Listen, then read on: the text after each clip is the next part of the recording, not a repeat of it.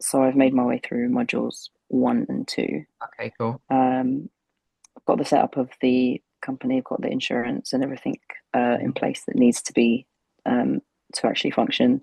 Hmm. Managed to set up the socials, Good. ready to go for whatever it is. Then when I actually start doing something, Yeah. um, I it was in I think the second module of it, Hmm. um, looking at areas to consider that I've been more focused on. Uh, so I think we spoke about me doing London previously. Yeah. I've kind of tried to go ahead with that, but Hmm. looking less central, more towards Essex. Okay, cool. Um, so I've kind of narrowed down to two areas, Yeah. two boroughs rather. Hmm. One being Barking and Dagenham, Okay. and another being Grays in Essex. Yep. So both are within like a 30-35 minute Hmm. kind of distance, driving distance from Yep. myself. Yep. Um, and I'm fairly familiar with the areas.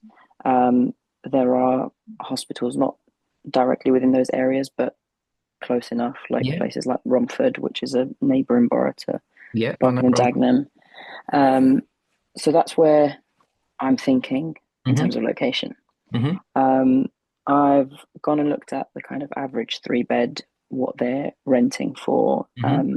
and I've kind of compared both places uh, on the basis of taking a three bed. Yep. So, like the average that I've seen is 1,800 in Barking and Dagenham. That's just for the rent. Okay. And then in Grays, the average three bed is like 1,500 to 1,600. Okay.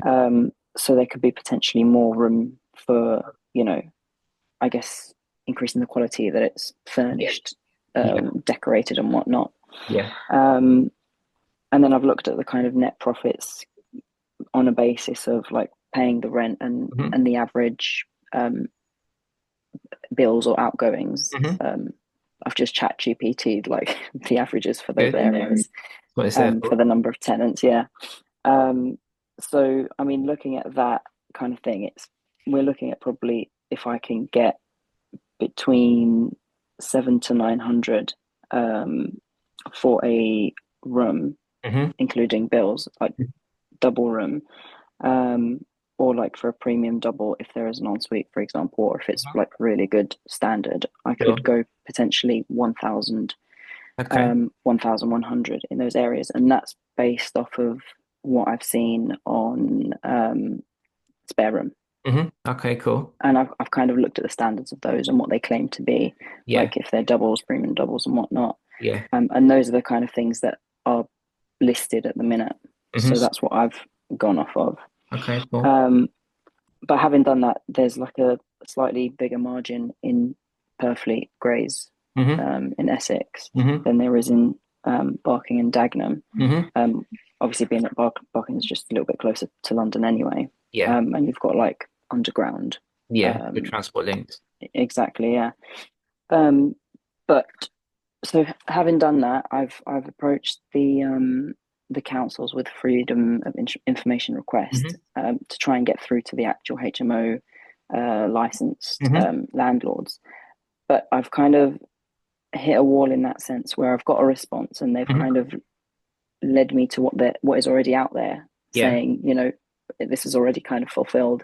The information's out there, but the information is only limited to the address of the actual property, the actual Yeah. HMO property, Yeah. and the you get as much as the name of the landlord Yeah. No, we and the need the address. start. And yeah, so that's what Yeah. I'm struggling with, and I've had that with both Barking and Dagenham and Essex, Grays, Yeah. Thurrock Borough. Yeah. You've So got I've to be kind more of persistent with them and be a bit more pushy, pester them a bit more. yeah. Might have to call So them. that's do I call directly to the council? Yeah, HMO department and just state that it's a freedom of information and you haven't sent me all of the Yeah, information I need. So like if you could yeah, do that, that'd be much appreciated, and just be a bit of a pest. yeah. Because I struggle to think then if they claim that that part isn't, I guess, part of a freedom of information request, Mm. how else I would get around finding the actual details Yeah, of the no, landlords. they have it. They just try and be Yeah, difficult. It's very common. A lot of our students experience the same thing. You just have to be yeah, persistent.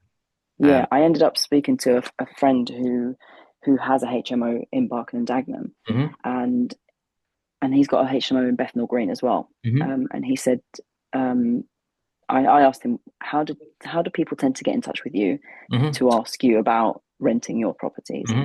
And he says usually they come through Spare Room, Okay. pretending that they are interested in renting a Yeah. room, Yeah. and then they obviously get have that That's face to face contact, yeah. and then use that opportunity to ask. But I don't know if that's a bit. That's a I don't know if strategy. I'd do that. That's a Pardon? strategy. That's a way Yeah, of doing it. I don't know if it's I the don't know best if it's a one. convincing strategy because for him, he does find, being a landlord, he does find it that it's not convincing for him. People aren't serious, or he's not convinced Yeah, that well, people will take care of a property you're and approaching the respect it the landlord same way. on a tenant platform, Yeah, exactly. but you're positioning yourself as a company who are going to guarantee a rent. I don't know, it's a bit of a conflict of Yeah, interest a little bit. exactly. Yeah. So I thought, well, I'm definitely not going to go down that route, but I I wouldn't. did want to push along with doing it the right Yeah, way. yeah, I think you're doing the right stuff. I would use other platforms as well, like Gumtree. That's what we're Yeah. getting a lot of joy from at the moment. Um, you can use Open Rent as well, but Okay. the thing with Open Rent is you can't mention anything about a company let in the message that you'll send. Okay. So So it's you only a kind of, face to face, or yeah, once you've got it's someone's kind of, number. yeah, you kind of do have to go as a tenant, similar to Spare Room, but I guess because it's more on the open market and it's not just on the room market, you might get more leeway with the landlords. They might just be more Yeah. open to you coming and meeting them as a tenant. And then when you're Yeah. there, that's when you position yourself as the company and transition into a pitch, once you've had a Mm. look and hopefully had a little bit of a conversation with the landlord. Yeah. But it's more of a face-to-face one with Open Rent. Whereas with Yeah. Gumtree, you can send a message that kind of says like, we are a company. And do they tend to come around having that proposal online and then following through It's a quite a mixture. lot? It's a mixture. That's how I got my most recent one, from a Mm. Gumtree landlord, from sending him a screenshot of the website and he had a look and then all you want to do is open a conversation, right? So you just Yeah. want them to be a bit intrigued by it. Um, and then if they're having bad experiences with tenants or they're not Mm. finding it easy to find tenants themselves, Yeah. then it's something they're going to be open to. Yeah. We also push a bit on the new renters reform bill that's coming into play. So there's less rights for landlords with eviction tenants coming into play in Yeah. October. So we Yeah. play on that a little bit. Yeah. And the fact that we'd be a company and we would, if anything was to go wrong, we could leave within 2 months notice Mm. and the landlord could Yeah. give us that as well. That Yeah. kind of makes them feel like it's a bit more appealing to work with a company rather than being stuck with no rent for 6 months with a normal tenant. Yeah. What does that mean in terms of us as a kind of rent to rent business? So you being the direct tenant, Hmm. I guess from a legal perspective Yeah. there, what does that mean for actually getting someone if you had it tenanted yourself, Yeah. in terms of actually getting them out if notice Yeah. was given? Yeah, it's a good question. So you're going to be like renting to short-term people and like very much a short-term basis. So they're not going to be like long-term tenants that are on like 6-month contracts. Most of Mm. ours are like month to month. At Yeah. least that's how you position it to the landlord anyway. Okay. Um, and you do kind of want the tenants to feel like they're more short-term guests almost. So they have less rights to the property. I see. So that's how you would be able to get them out because they're basically paying for the time they're there for. And then Mm. similar to if they were to book on like Booking.com or Airbnb, Yeah. um, they're just guests, so they haven't really got rights to stay there. And that's how you position that. Fine. Okay. Um, in terms of, I guess getting the most out of the property. Hmm. Um, Now, with HMO licenses, and when I was looking at the kind of list and Hmm. different boroughs, what kind of licenses they have, Hmm. um, let's say someone has a license to uh, have like three tenants in a HMO because it's a Yeah. three-bedroom, for example. Yeah. Um, if I wanted to, for example, have some like change the living room into a Hmm. bedroom Yeah. so that there's no communal space that Yeah. people would gather and more things to potentially get ruined by tenants. Yeah, But they you don't just really keep it as use a it, do they? personal space. Yeah. Yeah. Um, and you make a bit of money out of that. Hmm. How would I go about doing that the right way? Yeah. Um, if there is that limitation of an existing Yeah. license. Yeah. So what you should do is use your friend ChatGPT there to help you out with a bit of Yeah. research. And there are pockets of areas probably within Essex that have different HMO rules and regulations, right? So some will clearly state on the council's website that it's three or more is classed as a licensed HMO, three or more Okay. people, unrelated people, whereas some of other areas it's like five or more. That's something I think you should definitely do some research into over the next week or so, just to see if there are those certain councils where you can go and find a three bed with an extra reception room or even just use the front room, as long as it's like Yeah. separate to the kitchen, because that can be a bit tricky if it's like a through lounge into the kitchen. But if it's a separate, Yeah. Yeah. then you can turn that into a bedroom just simply by putting a bed in there, and you'll be able to operate like that. Yeah. So that's something I think you should definitely look into this week. Another thing with landlords, Hmm. if they've got the license that you need, then am I right in thinking we don't need any specific license? Yeah, so if they've got an HMO license, how it works is they will be like the HMO license holder, Yeah. the person who's bought the license, the owner of the property. And Hmm. then on every license, there has to be a an HMO license manager, basically. That was where my question came in because Yeah. if you are down as the manager, then are you then liable, like personally liable for taking on that fee? Yeah, no, so it's always going to be a landlord cost because it's adding value to their property.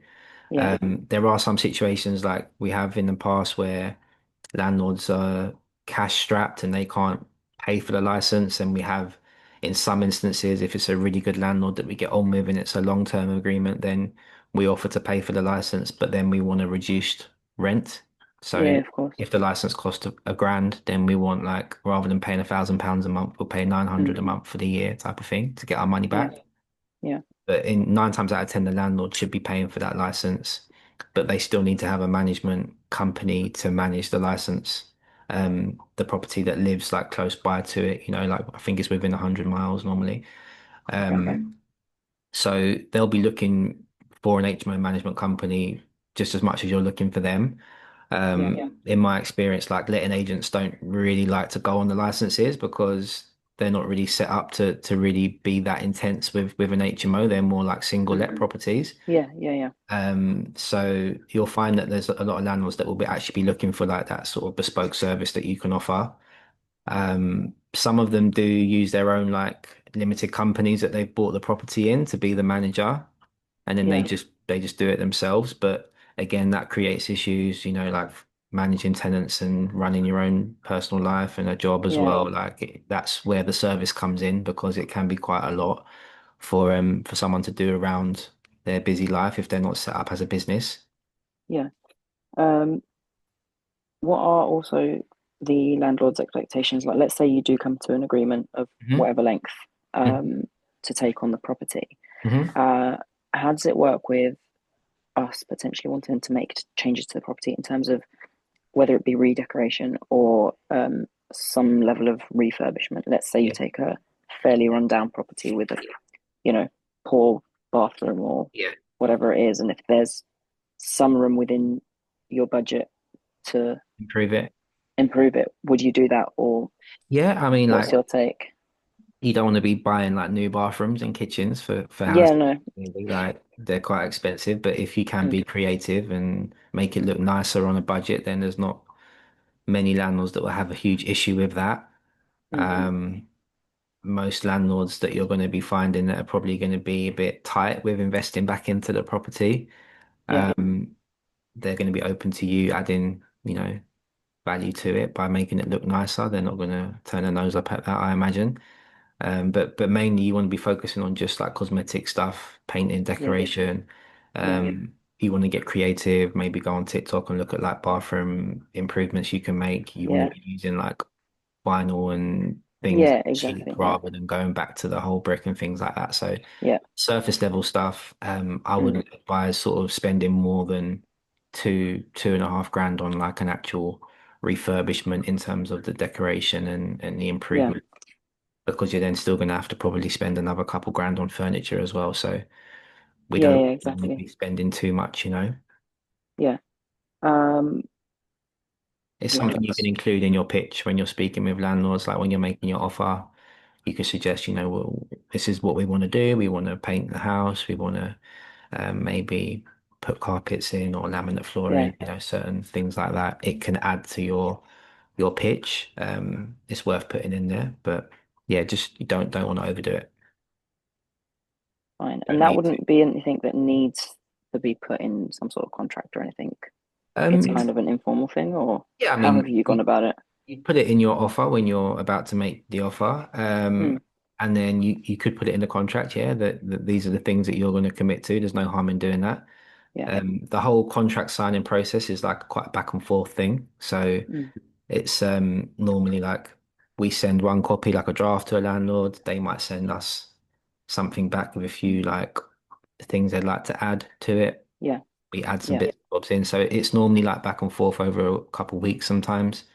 And that's where you could put in, okay, we're going to do this, this, and this. But then your responsibility is still X, Y, Z. You need to look after the property. It needs to be given to us in working condition. yeah.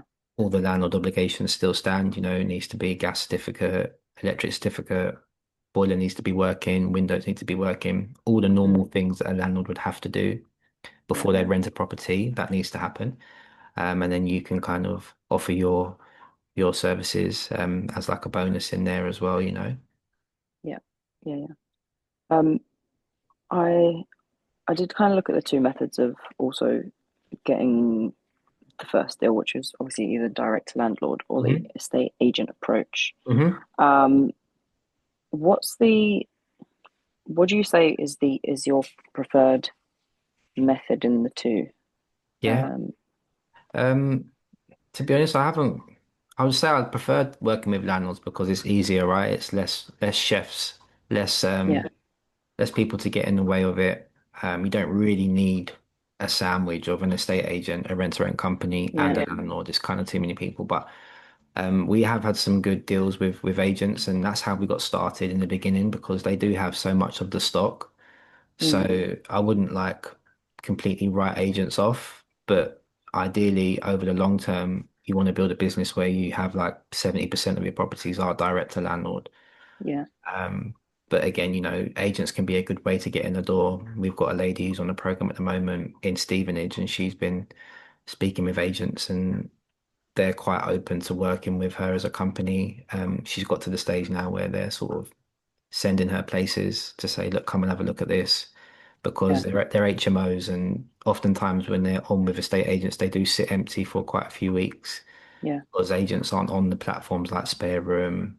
yeah, yeah, They don't really use those platforms. They're just on Rightmove mainly and Zoopla. So um, I would say it's the amount of people that you speak to that's going to determine how quickly you get a deal, right? So yeah, I would go and try and speak to as many agents as possible, and I'd also go and try and speak to as many landlords as possible. yeah, Tree on open rent, as many as you can. You fill up the cup, so to speak, and then what starts to trickle out will be like landlords that are open to it, landlords that are not. You get rid of the mm, bad ones, and then you kind of whittle it down. If you said yeah, you message 30 people, and then you got 10 viewings, sort of roughly the numbers that we're seeing at the moment, then you'd offer on maybe four of those 10 viewings hmm, that you've been on. yeah, And out of those four offers, you should get one deal. yeah, yeah, fine. So, Um, if there's things that you kind of see through like Rightmove or Zoopla or hmm whatever it is that hmm are kind of look like an ideal property to hmm work with, and obviously they're with an agent. yeah, Um, do the initial contact with an agent, do you go for the viewing straight away? Because obviously, given you want to go for a view and they'll ask you about yourself, yeah, yeah, yeah, um, or yeah, how do you kind of get the viewing? Is it under the guise of, okay, I am a company and I yeah, do want to explore this route, yeah. or do you just give them minimal information It to see the depends. Like, viewing for the sake of it? yeah, it's oftentimes like I find you're going to be a lot more persuasive in front of someone than you are just on the phone. Yeah. So Yeah. like the quicker you can get to the viewing, it shows that you're actually serious and you are potentially looking at renting a property. Like I've sat in estate agents where there's other people that have just started rent to rent and they're calling Hmm. up and the agents are sort of chuckling like they've never met these people, but they call Yeah. up every week and they kind of like until you have that human interaction, they just see you as like a voice Mm, on the phone. that's So right. if you can get past that and just go and view it, even if you are just saying it is for yourself initially, that Yeah. isn't a bad thing. And then again, similar to the open rent pitch, you would transition to, well, it actually isn't for me personally, it would be for my company. Yeah. Are you familiar with company lets? Has the landlord worked with a company before? And then you transition into what Yeah. you can offer, you know. It's not a new concept now. They would have heard of Yeah. it. So just play with both. Sometimes it might be good to say you are a company up front, but then they might Mm, already be like put their walls up and then you don't get the view in and you don't get to yeah. pitch face to face. So just Do play you around. find, yeah, do you find that then going through that route, because it's typically up as Hmm. a whole house Hmm. to let, Hmm.